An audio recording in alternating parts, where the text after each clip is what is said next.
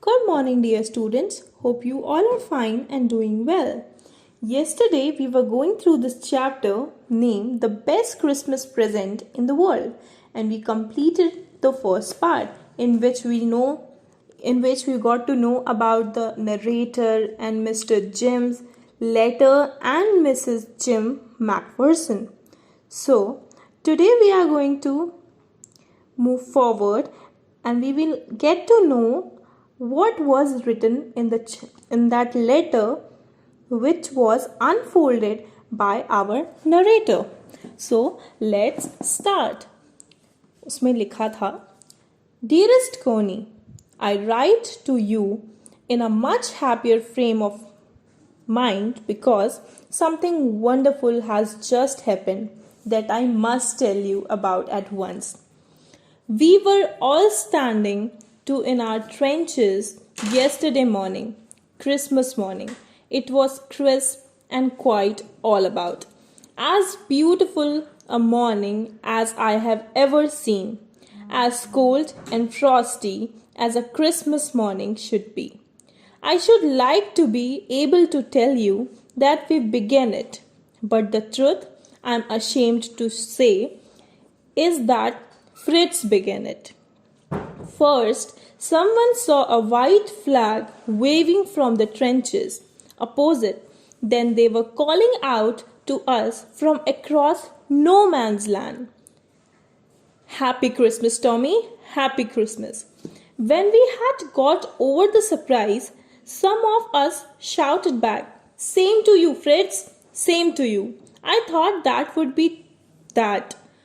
We all did, but then suddenly one of them was up there in his great coat waving a white flag. Don't shout, lads. Don't shoot, lads. Someone shouted, and no one did. Then there was another Fritz up on the parapet, and another. Keep your heads down, I told the men. It's a trick, but it wasn't. One of the Germans was waving a bottle above his head. It is Christmas Day, Tommy. We have schnapps. We have sausage. We met you. Yes, by this time there were dozens of them walking towards us. No man's land and not a rifle between them. Little Private Maurice was the first up.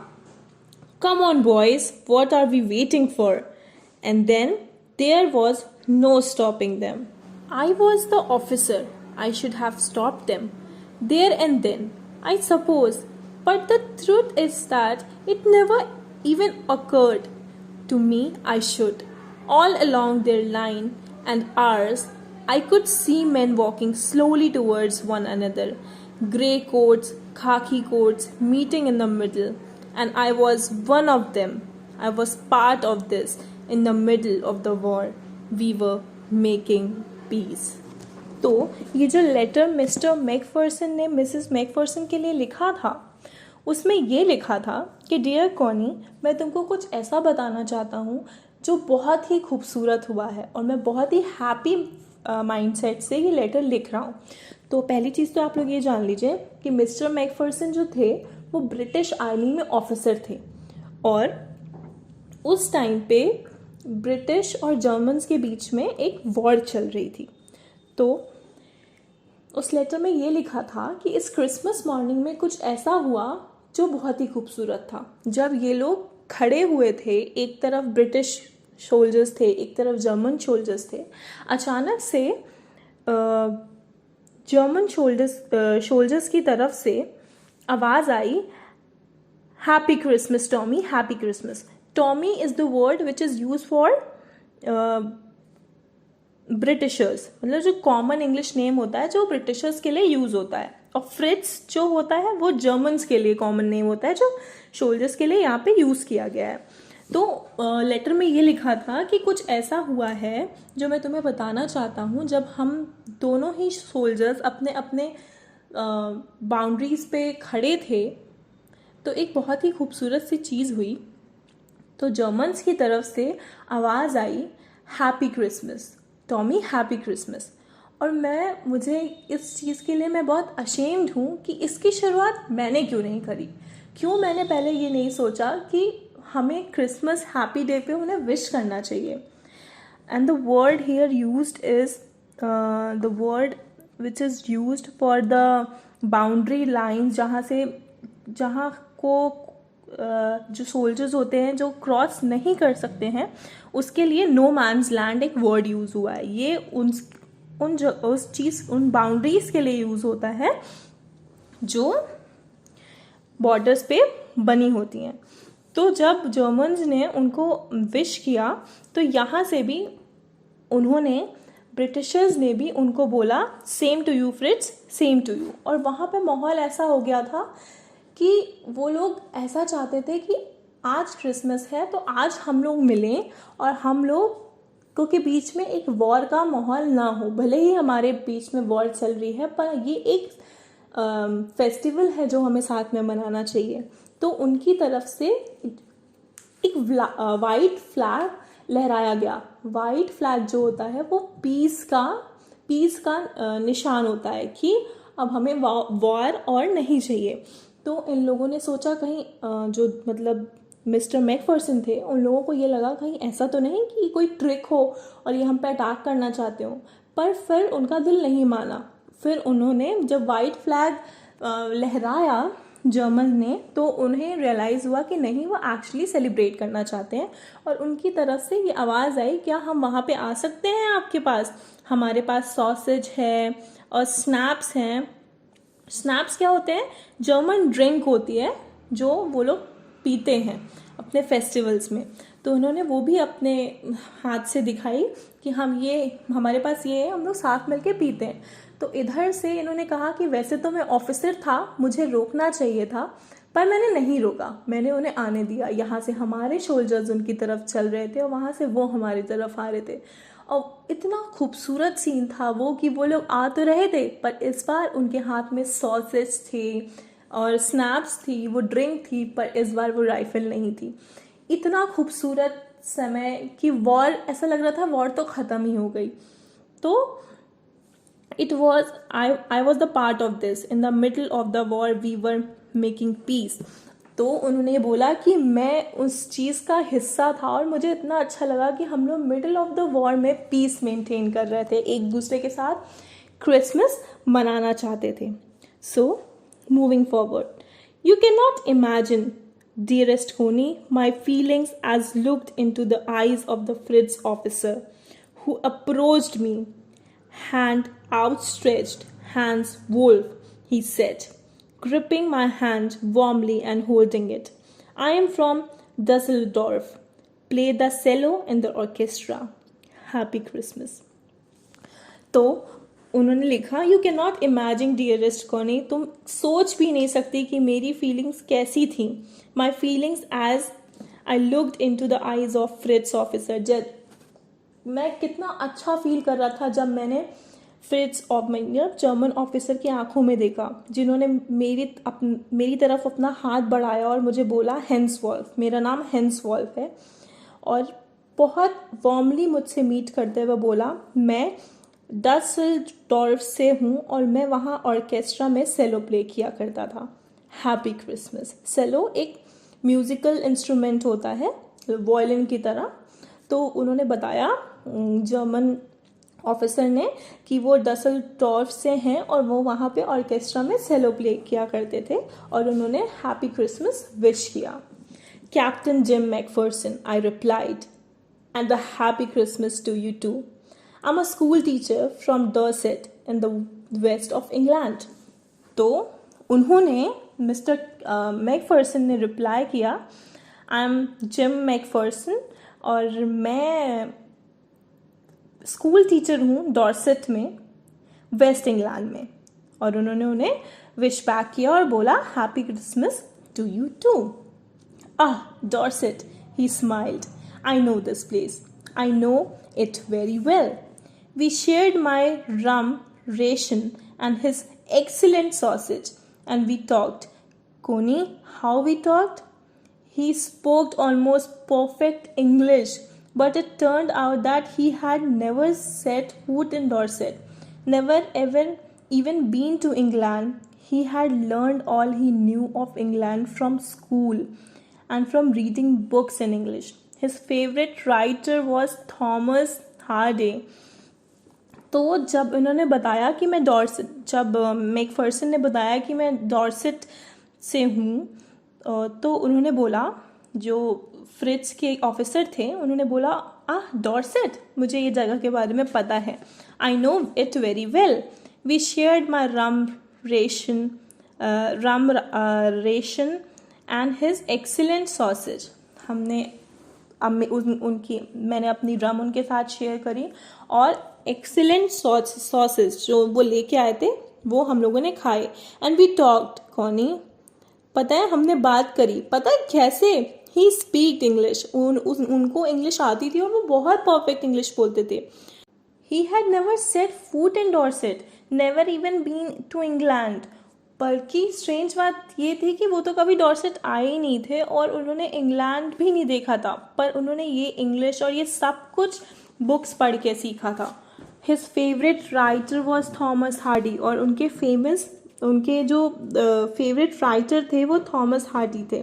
His favourite book far from the madding crowd. और उनकी favourite book थी far from the madding crowd. So out there in no man's land we talked of Bathsheba and Gabriel Oak and Sergeant Troy and Dorset. He had a wife and one son, born just 6 months ago. As I looked about me, there were huddles of khaki and grey everywhere, all over no man's land, smoking, laughing, talking, drinking, eating. Hans Wolf and I shared what was left of your wonderful Christmas cake. Connie, he thought the marzipan was the best he had ever tasted. I agreed. We agreed about everything and he was my enemy. There never was a Christmas party like it, Connie. तो उन्होंने बताया कि उनके favourite जो writer थे वो Thomas Hardy थे और उनकी फेवरेट बुक थी far from the madding crowd. So out there is no man land. तो वहाँ पे कोई बाउंड्रीज रह ही नहीं गई थी. हम सब मिलके बहुत इन्जॉय कर रहे थे. उन्होंने बताया कि उनका एक बेटा है, एक वाइफ है.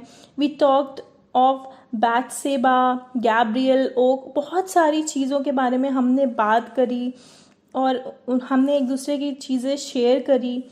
उन्होंने मुझे बताया कि उनका एक बेटा है जो 6 महीने पहले पैदा हुआ है. As I looked about me there were no hurdles. हर जगह जब मैंने देखा there were hurdles, no hurdles नहीं.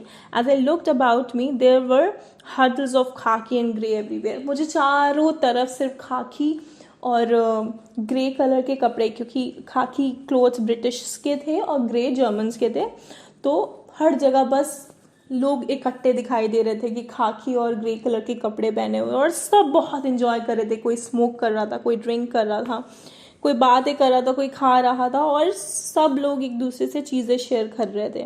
मैंने उनसे तुम्हारा बनाया हुआ केक भी शेयर किया. तो मैकफर्सन ने कॉनी को लेटर में लिखा कि मैंने तुम्हारा बनाया हुआ केक भी शेयर किया. And he thought the marzipan was the best he had ever tasted. A sweet covering on cake made from sugar, eggs and almonds. तो उन्होंने बताया कि मुझे ये बहुत टेस्टी लगा. I agreed. We agreed both everything. हम दोनों ऑलमोस्ट सारी चीज़ों पे अग्री कर रहे थे. और तुम्हें पता है वो मेरा दुश्मन था जिससे मैं एग्री कर रहा था.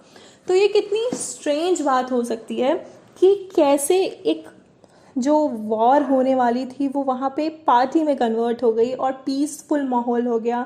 लोग एक दूसरे से, दो एनिमीज़ टीम एक दूसरे से बात कर रही थी और पार्टी कर रही थी और एक दूसरे की बातों पे अग्री कर रही थी. तो वहाँ का माहौल बहुत ही ज़्यादा खुशनुमा हो चुका था.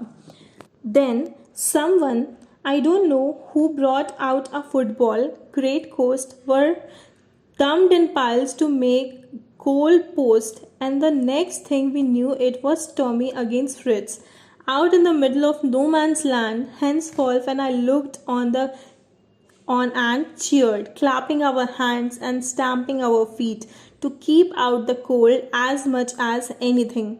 There was a moment when I noticed our breaths mingling in the air between us. He saw it, took and smiled. Jim McPherson, he said after a while, I think this is how we should resolve this for a football match. No one dies in a football match. No children are orphaned. No wives become widows.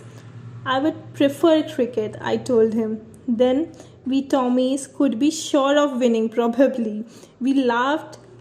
And we laughed at that, and together we watched the game. Sad to say, Connie Fritz won 2 goals to 1.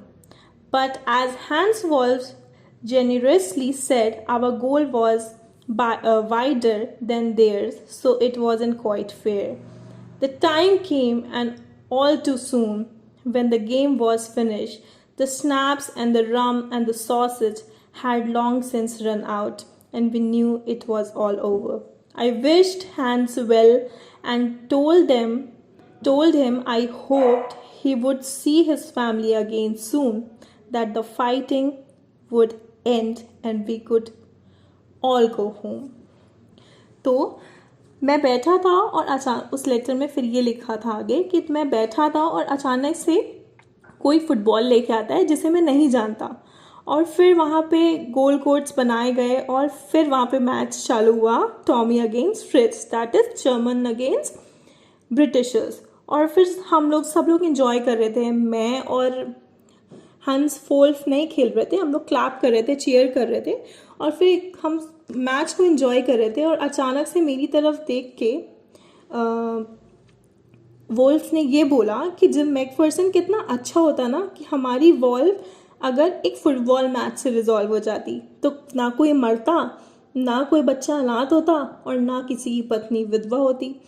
तो फिर मैंने उनसे बोला कि मैं तो cricket prefer करूँगा, क्योंकि फिर तो टॉमीज हारेंगे ही नहीं, क्योंकि ब्रिटिश जो हैं वो क्रिकेट में बहुत अच्छे होते हैं. इंग्लैंड तो ब्रिटिशर्स क्रिकेट में बहुत अच्छे होते हैं. तो उन्होंने ये बोला कि मैं तो प्रेफर करूँगा कि क्रिकेट खेले, तो फिर हम कभी हारेंगे नहीं. और इस बात पे वॉल्फ और मैं बहुत हंसे. फिर सैड टू से कॉनी फ्रिट्ज वॉन, तो उन्होंने उसमें लिखा लेटर में कि मुझे कहते हुए दुख हो रहा है पर जर्मन जीत गए, फ्रिट्ज जीत गए 2 गोल से. But as Hans Wolf generously said our goal was wider, पर वो हैंस वोल्फ बहुत अच्छे थे और उन्होंने बोला कि हमारा जो गोल था वो बड़ा था और इट वॉजंट फेयर, इसलिए हम जीत गए. और फिर वो समय आ गया जब सब कुछ ख़त्म हो गया. गेम ख़त्म हो गए थे और हमारे सॉसेज और वो ड्रिंक्स तो पहले ही ख़त्म हो गए थे और हमें पता था कि अब ये पार्टी यहीं ख़त्म हो रही है. फिर आई विश्ड हैंस, और मैंने हैंस वोल्फ को विश किया और बोला कि मैं ये कामना करता हूँ कि हम लोग आगे फिर से मिलें. I hoped he would see his family again soon, that the fighting would end and we could all go home. मैं ये आपको विश करता हूँ कि जल्दी ये सारी फाइट्स ख़त्म हो जाए और आप जाएं, अपनी फैमिली से मिल सकें और हम सब लोग अपने घर वापस जा सकें. I think that is what every soldier wants on both sides, Hans Wolf said. Take care, Jim McPherson. I shall never forget this moment, nor you. He saluted and walked away from me slowly. Unwillingly, I felt. He turned to wave just once and then became one of the hundreds of grey-coated men drifting back towards their trenches. I think that is what every soldier wants. तो फिर हंस Wolff ने बोला कि मुझे लगता है हम सभी लोग यही चाहते हैं, आपके साइड के भी और मेरे साइड के भी. आप अपना ख्याल रखिएगा. I shall never forget this moment nor you. मैं ना आपको कभी भूल पाऊँगा ना कभी इस मोमेंट को. उन्होंने मुझे सैल्यूट किया और वो धीरे से आगे बढ़ दिए. Unwillingly I felt. ऐसे लग रहा था जैसे उनके जाने का मन नहीं है, पर वो जा रहे थे. He turned to wave just once and then became one of the hundreds of grey-coated men drifting back towards the trenches. और फिर वो एक बार ही मुड़े और हमें बाय किया जाने के लिए, और फिर सब के सब वापस चले गए. Long trenches means long deep ditches in the ground where soldiers hide from the enemy. उस ट्रेंचेस की तरफ जहाँ पे सोल्जर्स अपने एनिमी से छुपने के लिए अपने आप को रखते हैं, उस जगह पे सब के सब चले गए. That night back in our dugouts we heard them singing a carol and singing it quite beautifully. It was style natch, silent night. Our boys gave them a rousing chorus of wild shepherds watched. We exchanged carols for a while and then we all fell silent. We had our time of peace and goodwill, a time I will treasure as long as I live. फिर उस रात जब हम लोग अपने डगआउट्स में गए, shelters में गए, जो डिगिंग होल बने होते हैं, डगआउट्स उन्हें बोलते हैं जो डिगिंग होल्स बने होते हैं सोल्जर्स के लिए रहने के लिए. We heard them singing a carol. फिर हमने उनको गाते हुए सुना. कैरोल उनके यहाँ पे गाया जाता है और वो लोग उसे बहुत ही खूबसूरत तरीके से गा रहे थे.